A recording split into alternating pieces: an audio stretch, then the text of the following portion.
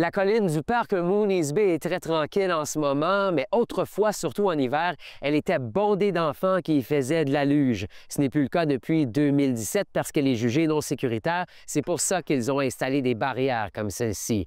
Mais maintenant, il y a un rapport d'une firme externe qui recommande 3 scénarios pour la rendre plus sécuritaire. Plusieurs ont continué d'utiliser la pente malgré les dangers. Puis, en 2021, une fillette de 11 ans y a perdu la vie en faisant de la luge. Cela a conduit à la mise en place de mesures de sécurité supplémentaires. Mais le conseiller municipal du quartier souhaite la rouvrir et a demandé une étude pour voir comment cela pourrait être fait. This was built for skiing. It quickly became a popular destination for tobogganing.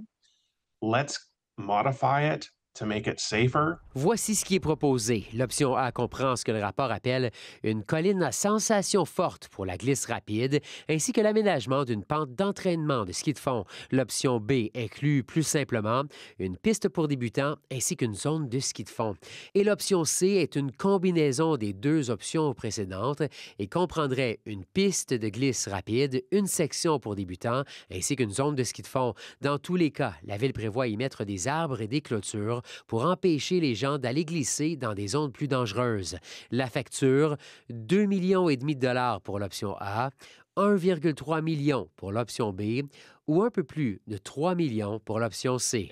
Je pense que 3 millions de dollars n'est pas une perte pour bien investir à ce projet-là. Anything that can prevent people from dying, it matters to me. La sécurité des enfants et des citoyens, c'est ce qui passe en premier. Donc, s'il y a eu tragédie avant, je trouve que c'est quand même bien que ça soit pris en considération. La glisse sera encore interdite ici cet hiver.